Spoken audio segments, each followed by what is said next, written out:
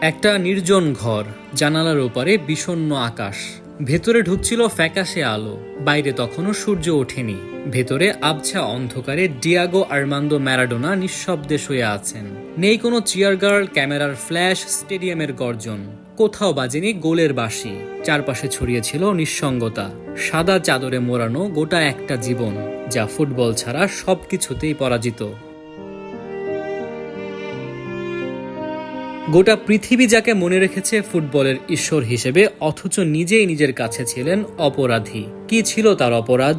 কেন তিনি প্রতিদিন নিজের ছায়ার কাছেই ক্ষমা চাইতেন? সেই গল্প অনেকের কাছেই অজানা। ফুটবল ছাড়া সব জায়গায় তিনি হয়তো হেরে গেছেন, হয়েছেন প্রতারিত, ব্যবহৃত। আর শেষটায় যখন জীবনের শেষ বাঁশি বাজতে যাচ্ছিল, তখন তার পাশে কেউ ছিল না। শুধু ছিল ফেলে রাখা একটা ফুটবল, যেটা বলছিল, ডিয়াগো, চলো একবার মাঠে যাই, শেষবারের মতো।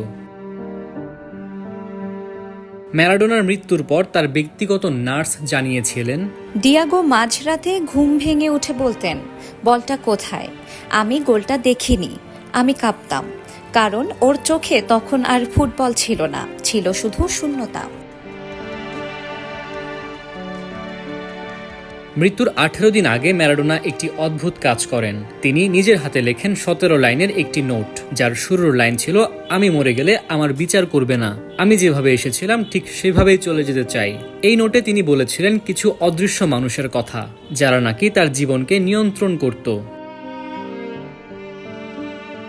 মেডিকেল রিপোর্ট বলছে তার শরীর তখন ভেতর থেকে ক্রমশ জ্বলে যাচ্ছিল, কিন্তু কেউ জানতো না সেই আগুনটা ওষুধের অভাবে নয়, ছিল অপরাধ বোধের দগ্ধ জ্বলন।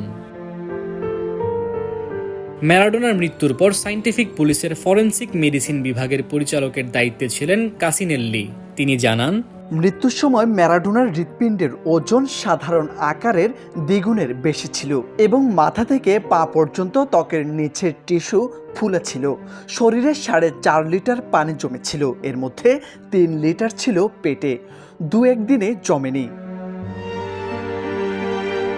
2020 সালের 25 নভেম্বর না ফেরার দেশে পাড়ি জমান ফুটবলের হ্যান্ড অফ গড। ম্যারাডোনার মৃত্যু এক অনুশোচনার চিঠি, যেটা কোনো পোস্টম্যান পৌঁছায়নি ঠিক সময়ে। আর আমরা ভক্তরা তার সেই ফাইলের পৃষ্ঠা উল্টাতে উল্টাতে বুঝি, ম্যারাডোনা কখনোই পুরোটা বলতেন না, কারণ তিনি জানতেন ঈশ্বরদের সব কথা বলা বারণ। মুবিন আহমেদ, সময়ের আলো।